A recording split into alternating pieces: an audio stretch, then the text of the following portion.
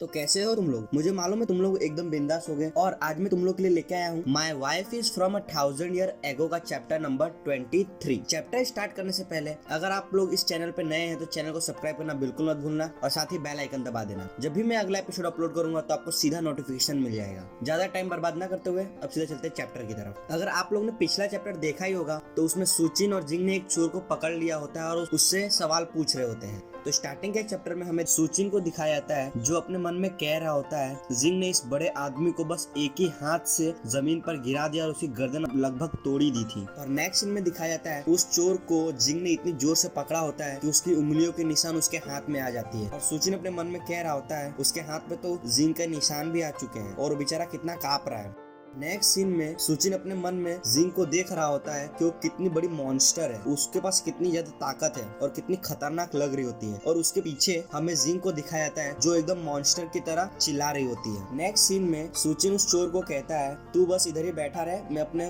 Police दोस्त को phone करके बुलाता हूँ, वो इधर आ जाएगा और तुझे लेके जाएगा। तभी वो चोर सुचिन का हाथ पकड़ते हुए कह रहा होता है बड़े भैया, अरे मेरे प्यारे भैया, मुझे माफ कर दो, जाने दो मुझे। ये सब सुचिन को कह रहा होता है। तभी जिंग उसको गुस्से से देख रही होती है और वो चोर चुप हो जाता है। नेक्स्ट सीन में दिखाया जाता है वो चोर अपने दोनों हाथ को पीछे रख लेता है क्योंकि उसको लग रहा होता है कि जिंग उसके हाथ को वापस से जकड़ लेगी। और सुचिन को कह रहा होता है भाई मेरे को जाने दे, मुझे माफ कर दे, वैसे तुम लोगों ने मुझे बहुत जोर का मारा हुआ है, अगली बार से मैं ये हरकत कभी नहीं करूंगा। तभी सुचिन चोर को कहता है तू मार खाने के लायक ही था। और सुचिन चोर को कहता है कि तेरे पास हाथ और पैर नहीं है, मैं भी तो पैसे कमाता हूँ, वो आसमान से पैसे नहीं आते मेरे पास। और अपने आप को देखो, तू करना क्या चाहता था? क्या तेरा पहली बार था? तभी वो चोर कहता है हाँ, मैं पहली बार चोरी करने निकला था। और वो सुचिन को कहता है भाई मुझे जाने दो, मुझे माफ कर देना, मैं अगली बार से कभी ऐसी हरकत नहीं करूंगा, प्लीज पुलिस को फोन मत करो। ये सब सुचिन को कह रहा होता है। और वो चोर अपने मन में कह रहा होता है मैं अगली बार करूंगा भी कैसे, क्योंकि मेरे पास एक ही तो जिंदगी है और मैंने तो सुना था ये जगह भूतिया है और मैं अपने को कितना बहादुर समझ रहा था कि मैं इस जगह पे आके चोरी कर सकता हूँ, लेकिन मेरी जान जाते जाते बची। तभी नेक्स्ट सीन में हमें जिंग को दिखाया जाता है जो एकदम स्टाइल से पोज मार के खड़ी हुई होती है, उस चोर को घूर रही होती है। और वो चोर अपने मन में कह रहा होता है इस लड़की के पास जो पावर है वो एकदम मार्शल आर्टिस्ट के चैंपियन की है। नेक्स्ट सीन में सुचिन उस चोर को कहता है तो ठीक है तुम मुझसे माफी मांगो अभी के अभी। फिर वो चोर सुचिन से माफी मांग रहा होता है, कह रहा था मुझे माफ कर दो, मुझे माफ कर। नेक्स्ट सीन में दिखाया जाता है सुचिन कह रहा होता है तेरा माफी मांगने का तरीका मुझे पसंद नहीं है, मैं पुलिस को फोन कर रहा हूँ, पहले मैं अपने पुलिस दोस्त को फोन करूंगा और मैं उसे बताऊंगा कि हम लोग ने इसे अपने सेल्फ डिफेंस के लिए मारा था, अगर तुझे कुछ वो मेरा दोस्त हॉस्पिटल लेके जा सकता है। और सुचिन अपने फोन से अपने दोस्त को फोन लगा रहा होता है। तभी वो चोर सुचिन का पैंट पकड़ के कह रहा होता है नहीं मैं एकदम बिल्कुल ठीक हूँ, मुझे माफ कर दो, मेरे को जाने दो अभी के अभी। और वो कह रहा था ये सब मेरी गलती की वजह से हुआ है, मेरे बड़े भाई और बड़ी बहन का कोई गलती नहीं है, प्लीज मुझे जाने दो इधर से। तभी सुचिन उस चोर को कहता है तुम पुलिस इतना डर क्यों रहे हो, क्या तुम्हारा फिर से फर्स्ट टाइम ही था कि पुलिस को देखना?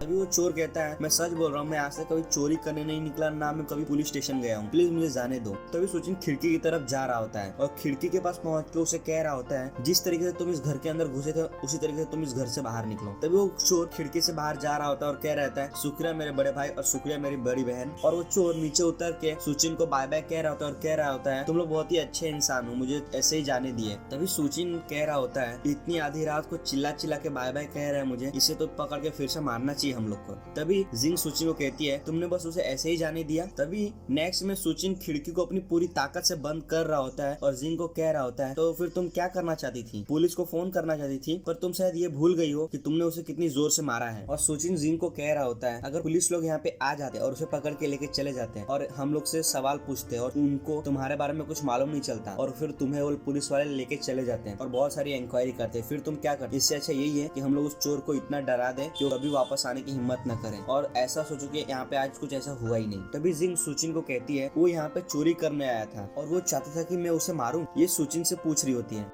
तभी सुचिन जिंग को कहता है ये बहुत ही इंपॉर्टेंट बात है, जब भी तुम किसी को मार रही हो वो अलग चीज है, लेकिन जब हम लोग को उसके बारे में बताया जाए कि तुमने किस तरीके से मारा है, वो सारी उसकी चोट के हिसाब से हमें मालूम चलेगा उसे कितनी चोट लगी है, उन चीज के हिसाब से हमें मालूम चलता है कि तुमने उसे कितनी जोर से मारा है। और पहली बात, तुमने अभी तक यही कपड़े क्यों पहने हुए हैं? क्या तुम फिर से आधी रात को निकलने वाली हो घर से बाहर? तभी जिंग सुचिन को कहती है नहीं मैं यही कपड़े पहन के सोती हूँ, मैंने बस बाहर आवाज थोड़ी सी सुनी इसके लिए मैं बाहर निकल के आई देखने के लिए। तभी सुचिन जिंग को कहता है क्या तुम्हें लगता है किसी और को अच्छा लगता हो आधी रात को उल्लू की तरह घर से बाहर निकल के जाना? और कहता है तुम ज्यादा इसके बारे में मत सोचो और बस जाके सो जाओ। और नेक्स्ट सीन में सुचिन वहाँ से जा जा रहा होता है और कह रहा होता है टूटी हुई खिड़की को मैं किसी को बोलूंगा वो बना के चला जाएगा। नेक्स्ट सीन में सुचिन लाइट बंद करके अपने कमरे में जा रहा होता है और जिंग को कह रहा होता है गुड नाइट। नेक्स्ट सीन में जिंग वहाँ पे अकेली खड़ी हुई होती है और एकदम अच्छा सीन दिख रहा होता है। जिंग अकेली वहाँ पे खड़ी हुई होती है और सुचिन को कह रही होती है हाँ ठीक है गुड नाइट। फिर सीन चेंज होता है और सुबह हो जाती है और नेक्स्ट सीन में सुचिन को दिखाया जाता है जो उठ के ब्रश कर रहा होता है और फिर वो बाथरूम से बाहर निकल रहा होता है। तभी वो जिंग को आते हुए देखता है, उसे कहता है गुड मॉर्निंग। तभी जिंग अपने बाल खोल रही होती है और सुचिन जिंग को कह रहा होता है क्या तुम अपने कमरे में सुबह की प्रैक्टिस कर रही थी। नेक्स्ट सीन में जिंग अपने बाल खोलते हुए कह रही होती है हाँ मैं सुबह सुबह प्रैक्टिस कर रही थी।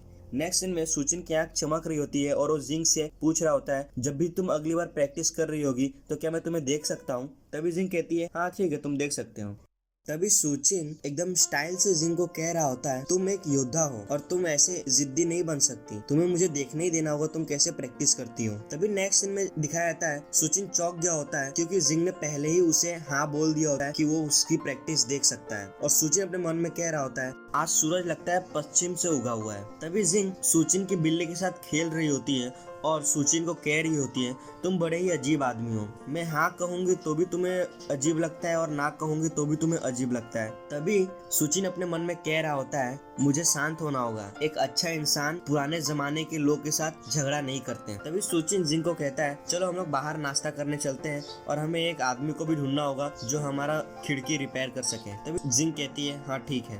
नेक्स्ट सीन में सुचिन कह रहा होता है मैं कल रात को बहुत अच्छी तरीके से सोच रहा था और फिर मैंने फैसला किया कि मैं सिर्फ घर पे बैठ के पूरा दिन टीवी और कार्टून नहीं देख सकता और सबसे अच्छा तरीका यही है कि मैं बाहर जाऊं और बाहर की दुनिया का एक्सपीरियंस लूं और देखूं कि लोग क्या क्या करते हैं, क्या सुनते हैं, क्या सीखते हैं। तभी सुचिन जिंग को कहता है जिंदगी जीने का तरीका तुम हर जगह से सीख सकती हो, क्या तुम्हें समझ में आ रहा है। तभी जिंग सुचिन से पूछती है पर मैं किस तरीके से सीख सकती हूँ। तभी सुचिन जिंग को कहता है तुम अपनी पुरानी बातें, पुराने तरीके और पुराने ख्यालात सबको भुला दो और तुम आगे की जिंदगी को इस तरीके से बनाओ ऐसा लगे कि तुम एक ब्रांड न्यू जिंदगी जी रही हो। तभी जिंग सुचिन से पूछती है ब्रांड न्यू क्या होता है। इसी के साथ my wife is from 1000 year ago का चैप्टर नंबर 23 यहाँ पे खत्म होता है। अब हम लोग अगली बार मिलेंगे चैप्टर नंबर 24 में। तब तक के लिए टाटा और बाय बाय।